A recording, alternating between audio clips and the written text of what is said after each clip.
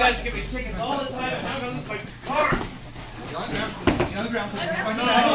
Put your hand behind your back. As you can see here, combative subjects not going with the program.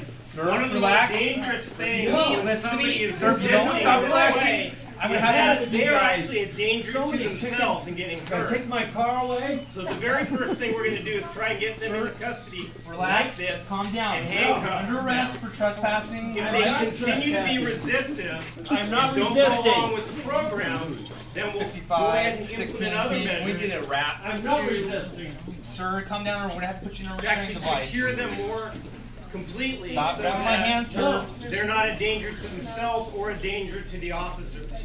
Obviously, somebody that's unrestrained could kick, could headbutt.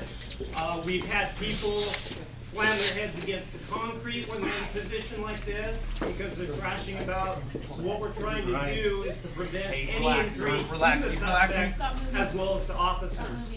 The very first thing in putting on this device called the wrap is we're going to secure the ankles together. That's going to be the first thing. That's what the officer down there by the feet is Not doing. resisting. So there's a big Velcro strap, and they tighten it around the ankles Stop moving.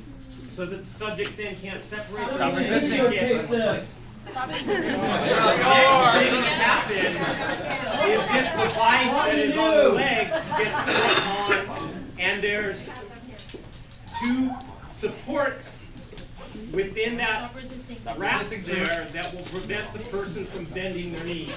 Okay, and so they can't then like kick with both feet, and that secures the legs, puts them in a position where they're not going to be able to bend the knees at all. Then what's going to happen is they're going to roll the person over, sit them up, and then they will apply a chest harness. And the chest harness is meant to do a couple of different things. Chest harness secures the handcuffs to the back of the harness through the carabiner there so that they can't move their hands very well. And that will prevent them from thrashing about a bit. And then as you'll see is once the harness is secured to their upper body, they'll roll them over and then put them in a seated position. And the reason why that is so important, that in the position that Mr. Palmentary is in right now, it can impede their ability to breathe. And we don't want that to happen, which is just what I was talking about previously when I asked you if you had ever heard of positional asphyxiation. So what this device is meant to do is to prevent movement to the person so as to protect themselves, protect the officers, as well as put them in a position so they can breathe freely. And what you're going to see here is the chest harness going on. They'll roll them over, secure that chest harness, and then eventually what happens is the center of that chest harness will be hooked to the leg wrap portion and pulled securely so that it keeps that individual in a seated position. And what you'll also see is when that strap that's connected to the ankle portion of the harness there is pulled tight, it actually pulls the harness away from the chest, allowing the person to breathe more easily.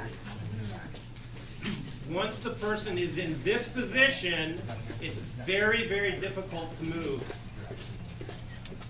And so that what will happen is we'll take them in that position, lift them up, put them in a car, and then transport them either to county jail or perhaps to the hospital if they've been injured in this. We'll take care of it. We'll get it ready.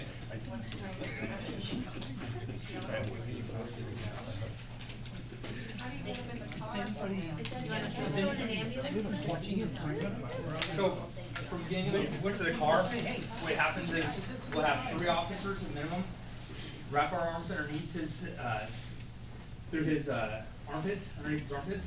And we'll grab the train handles and lift up. So tell us, John, how well can you move around? Not very well at all.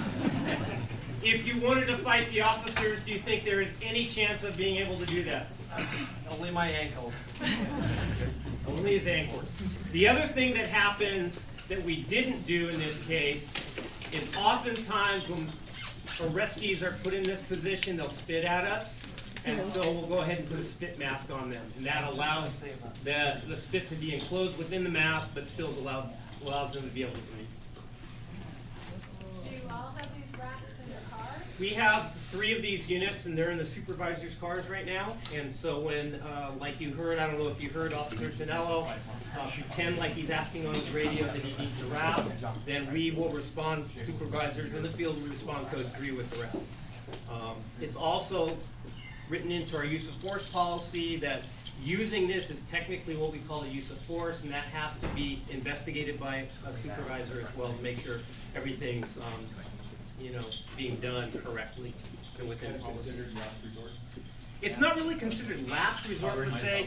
Generally speaking, once people are handcuffed, they normally will comply. But oftentimes, if they continue to be combative,